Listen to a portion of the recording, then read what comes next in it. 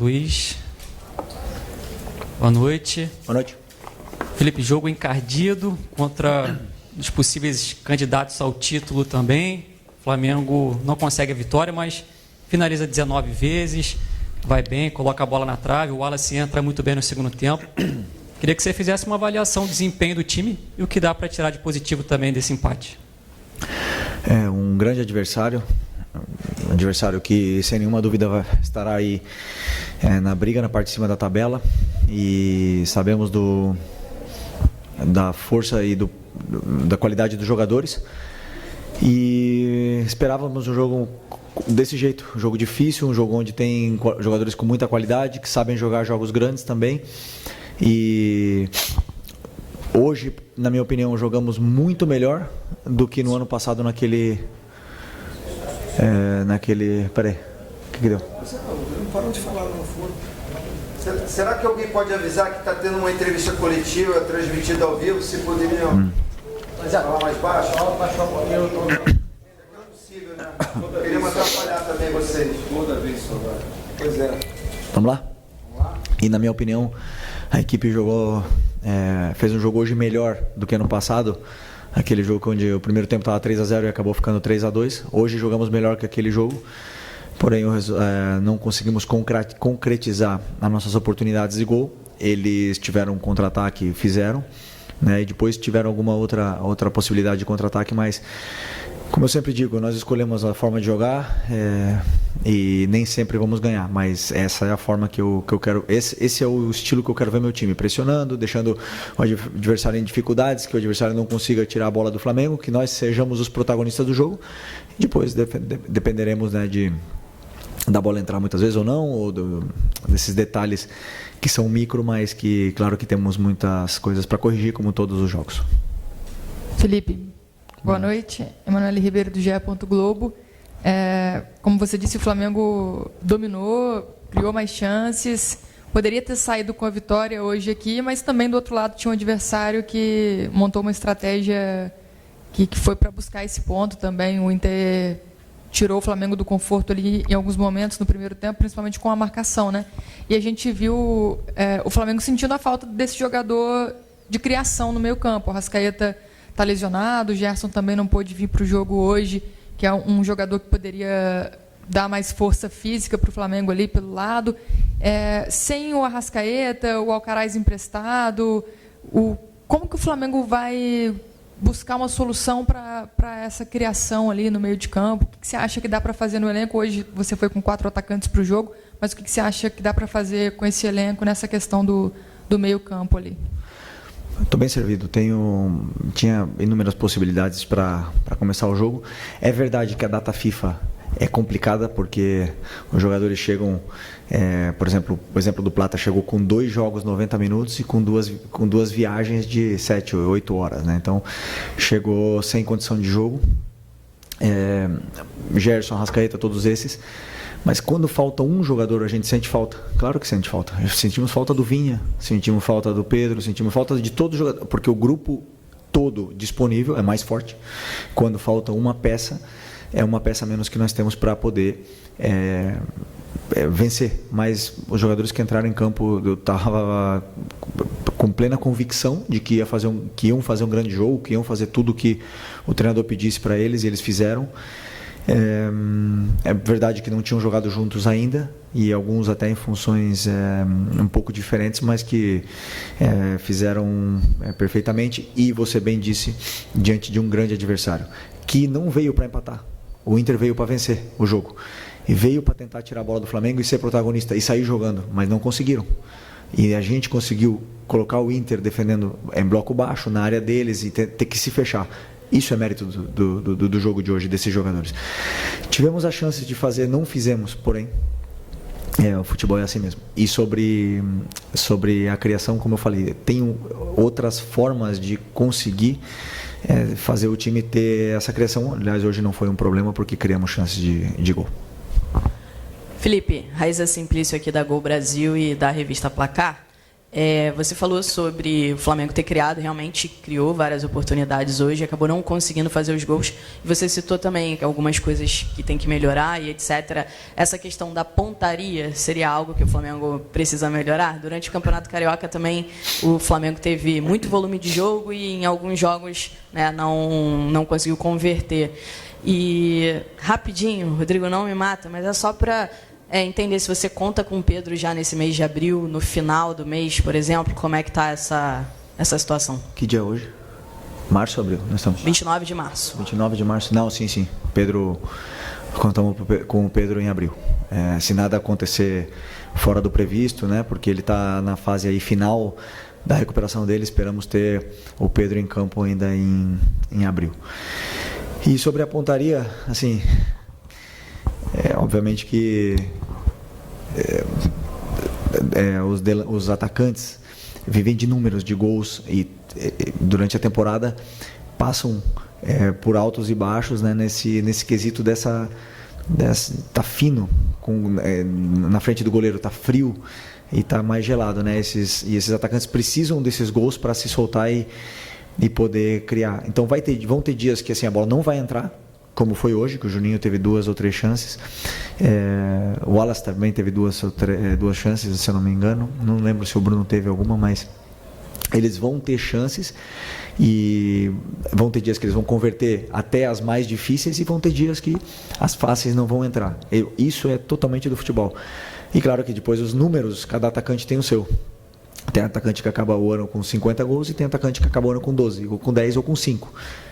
Então isso é muito natural dos jogadores de frente, e o que eu como treinador posso fazer é, como eu sempre falo, levar eles até essa zona, tentar com que eles tenham essas oportunidades de gol e convertam, né? E dar treino para eles e soluções para eles poderem melhorar a pontaria, mas não me preocupa. Felipe, boa noite. Natália, Rádio Roquete Pinto e também Damas do Esporte. A gente viu o Wallace entrando, né, no segundo tempo, dando muita movimentação de jogo, né? Ele teve ali oportunidades até mesmo de ampliar o placar. Ele é um jogador jovem que veio da base, você vem utilizando ele, acabou sendo o artilheiro do Flamengo no Campeonato Carioca. Eu queria saber como você enxerga o potencial dele, o futuro dele dentro dessa temporada. O Wallace é um jogador que tem muita ambição, tem muita vontade de vencer, e quando ele entra no campo a gente nota isso, né? Ele faz até mais do que às vezes a gente pede. Conheço muito bem ele, vem melhorando muito, vem treinando muito bem, e me dá confiança nos treinos de que eu posso contar com ele, e hoje demonstrou isso, que ele é um jogador importante no plantel, né? Aqui mais uma peça de ataque que nós temos e que o Flamengo fabricou. Então conto com ele, é um jogador importante para mim, e se não tiver minutos aqui vai ter minutos no sub-20, porque ele precisa continuar se desenvolvendo, mas por exemplo, quando na falta dos atacantes, é um jogador confiável e perigoso na parte ofensiva. Boa noite, Felipe. Alano Fonseca, da Mosaico. Então, hoje você enfrentou um adversário que ele utilizou uma linha de 5 muito bem montada. E como você falou, veio para ganhar, acabou levando empate. E eu queria também entender se a substituição que você colocou Cebolinha em Plata foi realmente com o intuito de abrir mais o campo e buscar o resultado. Desculpa, hoje eu estou com a garganta. A primeira pergunta foi? Porque o Inter estava usando a linha de 5. Sim. Então, o Inter não joga com linha de 5, né? Mas hoje jogaram com linha de 5. E às vezes o treinador não prevê, não espera essas mudanças, né? Mas com as peças que a gente tinha no campo, conseguimos nos readaptarmos rápido e tentar fazer essas chances para poder vencer o jogo. E o Inter fez isso ano passado aqui no jogo. O Fernando, ele tem esse costume de entrar na linha para defender com a linha de 5, e no segundo tempo ele ficou, do ano passado, tá? Ele ficou já desde o começo do segundo tempo nessa linha de 5 para parar esse nosso ataque. Uma escolha do treinador adversário, nosso time se adaptou rápido e bem sobre essa situação, e fomos dominantes, né, dominadores do jogo, mas eu não posso estar aqui falando, né, porque não ganhamos o jogo, mas eu não analiso o resultado, eu analiso o que eu vi no campo. E o que o campo me diz é que dominamos o encontro, infelizmente não conseguimos o resultado. Desculpa, a outra? Não, então tentei colocar jogadores que também estão muito bem, estão treinando com o Cebolinha treinou a semana inteira, treinou bem, e o Michael, como eu estava pedindo para ele jogar por dentro, e aí eu imaginei que já estava também cansado, estava voltando de lesão, uma lesão grande, quis também dar esses minutos para ele e acreditava que a entrada do Cebolinha ia potencializar mais o nosso ataque e entrou bem. E o Plata, como eu falei, chegou exausto da viagem, não tinha condição de jogo, foi recomendado que ele não jogasse. E aí a opção dele era por 30 minutos e aí eu decidi por tirar o Luiz, que estava com um golpe na perna e já estava dando sinais de que não estava conseguindo estar solto no campo, né? Mas também poderia ter colocado o Plata de atacante, ter tirado o Juninho, por isso que eu falo que essas opções eu tenho na falta dos meias que vocês citaram antes. Não, mas o intuito foi, claro, foi vencer o jogo. Até a última substituição do Ayrton e deixando o Alex de zagueiro foi pensando em poder atacar pela lateral. Felipe, você me deu um gancho para a pergunta que eu ia fazer em relação ao Alexandro. Renato Gaúcho costumava brincar com o Soares, que ele passava o DVD para o Soares para aprender com ele sobre essa função de atacante. Eu estou numa brincadeira, você meio que tentou replicar o que você fazia com o Alexandro hoje, nessa mudança, nesse ajuste para o segundo tempo, de trabalhar um pouco mais por dentro. Como é que você está imaginando essa dinâmica dele, principalmente nesse jogo de hoje, né? Talvez uma impressão que ele tenha atuado um pouco mais centralizado, fazendo esse meio campo. Se você tem também um prognóstico em relação ao Léo Pereira. Não, eu não posso dar meu DVD pro Alexandre porque o DVD dele é bom, hein? Não tenho muito para ensinar ali porque é um jogador dos grandes. É um jogador dos grandes. E não é que eu coloquei ele por dentro. Eu tenho dinâmicas de ataque e faço esses automatismos onde eles têm que ocupar as posições, né? E o Alex, ele ocupa muitas vezes a posição por dentro, mas basicamente era para ele estar aberto, só que eles se entendem bem e acabam trocando as posições em alguns momentos e ele acaba participando do jogo por dentro porque ele também tem qualidade para fazer e faz muito bem. Então esse foi o pensamento. E o Léo Pereira, não sei, um golpe muito forte no joelho, está com dor e não conseguiu acabar o jogo e espero que não seja nada grave porque Léo, altíssimo nível. Felipe, boa noite. Boa noite. Essa semana a gente teve o Dorival sendo demitido na seleção e o seu nome foi muito citado na imprensa como possível substituto do Dorival na seleção brasileira. A gente sabe que a sua cabeça está aqui, o foco está aqui, mas não tem como a gente não perguntar. Até o presidente Babi falou que se fosse meu filho, eu falaria para o Felipe que não é o momento. Eu queria saber a sua opinião, como é que foi ter que lidar com isso essa semana, acompanhar essas notícias, como é que você está acompanhando tudo isso, né? Como é que, a gente sabe que você está focado aqui, mas comentar como é que foi a sua semana. Não, minha semana foi Inter.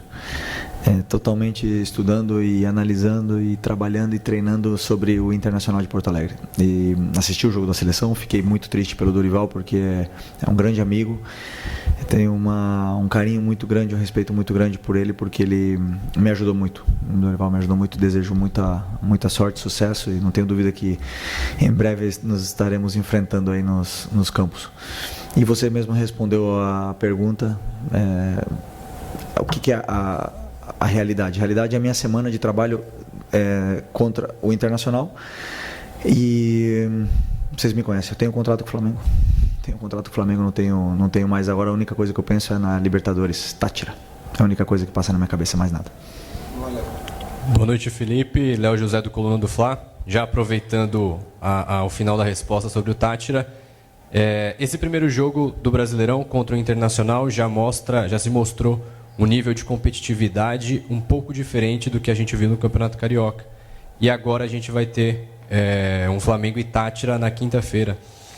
Esse jogo contra o Inter, ele já deu para testar algumas formas de jogo já de olho no Táchira? Ou o jogo contra o time da Venezuela vai ser tudo traçado do zero? Eu nem sei como eles jogam. Nem sei que sistema eles jogam. Nem conheço nem os nomes dos jogadores ainda do Táchira. Essa semana amanhã de manhã vou começar a estudar eles. O nível do brasileiro é muito diferente, mas nós tivemos 8 clássicos no último mês e meio. Então a gente se preparou bastante para esse momento, mas o nível do brasileiro esse jogo de hoje aqui é alto nível. Então,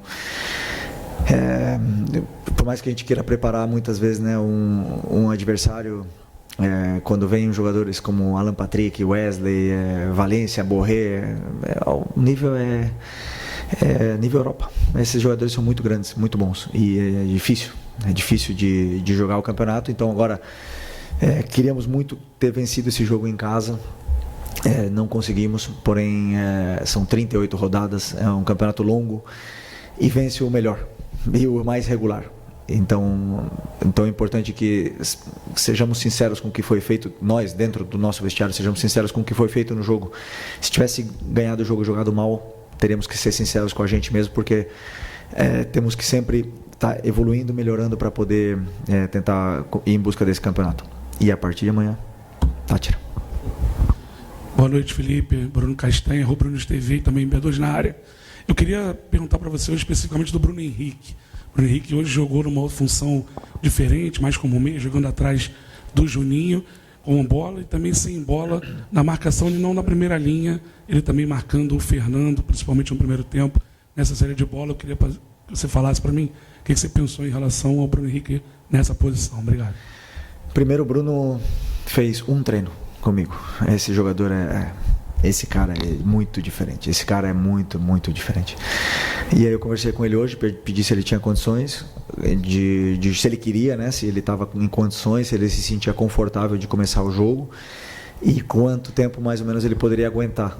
E falou que estava plena disposição da equipe, e isso um treinador valoriza muito, porque um cara que vem de lesão poderia perfeitamente se proteger e falar, não, vou esperar mais um pouco com medo de ter algum problema, e não, ele colocou o corpo dele a serviço como ele sempre faz, não é nenhuma novidade pra gente, né? Então pensei em colocar ele nessa função que ele fazia já com o Jorge Jesus, com 2 atacantes, e vindo buscar, como o Michel fica mais alto, ele vindo buscar a bola no pé e o Juninho dando a profundidade. Então ele sabe fazer, ele já fez, ele jogou com 2 atacantes todo 2019, e ele tem esse ataque ao espaço também que é muito bom, né? Mas o Inter tem uma qualidade defensiva também importante, sabiam que ele tinha esse poder ofensivo no espaço e conseguiram neutralizá-lo. No segundo tempo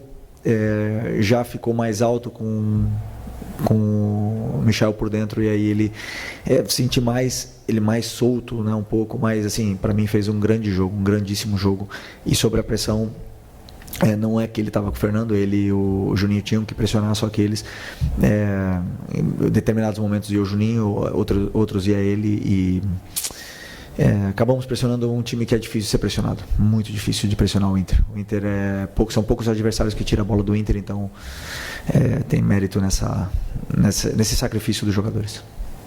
Felipe, boa noite. Boa noite. Felipe, tem uma questão que está preocupando muito a torcida, acredito que está preocupando você também, é a questão da coxa. A gente tem o Danilo, o Gerson, o Bruno Tava, o Cebolinha, o Michael.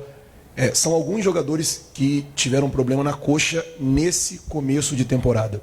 Queria saber de você se você fez uma reunião com os seus preparadores físicos, com o departamento médico, para poder entender o que pode estar acontecendo e se vocês já conseguiram encontrar um diagnóstico para poder resolver esse problema. As lesões do futebol, 70% delas são posterior de coxa. É a maioria, porque o modelo de jogo pede pressionar, a sprint pede voltar para marcar, a sprint pede para se desmarcar no espaço, a sprint, e o músculo que mais solicita é esse. Tivemos 8 clássicos em 12 jogos. Então, além do físico, tem o mental. E esses jogadores, o que eu mais admiro neles é que eles não guardam nada. E as lesões vão acontecer. E é o risco que eu corro, pedindo para eles jogarem assim, eles fazem. Tem jogadores que têm mais predisposição, outros que têm menos. Tem jogadores que conseguem jogar toda a temporada e apenas ter algum problema físico. Tentamos dosar a carga, mas não controlamos tudo. E às vezes eles fazem algumas ações onde acabam sentindo. A única lesão que foi grande foi a do Michel. A única dessas todas. Todas as outras foram, assim, edema, graum, que é uma sobrecarga. Só que tiram o jogador aí 10 dias, 2 semanas dos gramados, infelizmente, mas estamos trabalhando, claro, para poder... Eu acredito que agora com a sequência de jogos até melhore isso e eles se condicionem cada vez melhor para poder ajudar a equipe. Aqui Felipe, boa noite. Marcos Martins, do canal da QSRN. Você comentou sobre que qualquer desfalque realmente enfraquece a equipe. O Flamengo sente a falta do Vinha, do Pedro, e hoje sentiu, acho que principalmente as ausências do Gerson e do Arrascaeta, que são os principais meios de criação do Flamengo atualmente no plantel.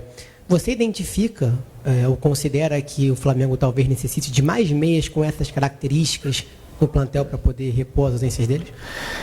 O que eu posso te dizer é que o Flamengo precisa e está fazendo, estar atento sempre ao mercado para poder sempre trazer aqui jogadores nível Flamengo, para poder levar mais ainda o nível da equipe. Não só estamos olhando meias, nós estamos olhando volantes, zagueiros, laterais, meias, atacantes, pontas em todas as posições para poder sempre elevar o nível da equipe. E posso te garantir que estão trabalhando muito bem, né? Muitas horas. Mas, como eu falei para vocês também, que dentro desse próprio elenco estamos bem servidos. Felipe, Fábio Barcelos, Família da Nação, boa noite. No ano passado, o Flamengo venceu o Campeonato Carioca e a temporada seguinte, né, aliás, a mesma temporada, o restante das competições não foi bom. De que maneira você vai trabalhar a mente, o mental desses jogadores para dizer para eles o que você dizia durante o Campeonato Carioca, que a temporada começa nesse momento, agora, que o Campeonato Carioca foi só uma pré-temporada? Ano passado ganhamos o Carioca e não ganharam, né, o Brasileiro, ganhamos a Copa do Brasil. Em 2019 ganhou o Carioca e ganhou o Brasileiro e Libertadores. Em 2020 ganhou o Carioca e o Brasileiro. Em 2021 não ganhamos nada. Então, assim, cada ano tem um ano diferente, não tem nada, mas o que eu falo para eles é justamente isso. Agora começou a temporada para a gente. Por incrível que pareça, 8 clássicos, 2 finais, tudo isso, e o ano começa agora. Então já tem jogadores aqui, já tem um desgaste grande de seleção, de sequência de jogos, e o ano começa hoje. E infelizmente depois da data FIFA, né, que chegamos aí nesse... que não é fácil jogar depois da data FIFA, porque os jogadores estiveram se alimentando de um modelo diferente durante 2 semanas e vão chegar aqui agora e jogar do jeito que a gente joga. Não é nada fácil. Então tem muita coisa boa, e o que eu mais sinto é essa ambição que os jogadores têm de conquistar esse campeonato, e isso o treinador percebe. Eu sinto no dia a dia, na maneira deles trabalharem, então por isso que o ambiente está tão bom. Obrigado, Felipe. Obrigado, boa noite, pessoal.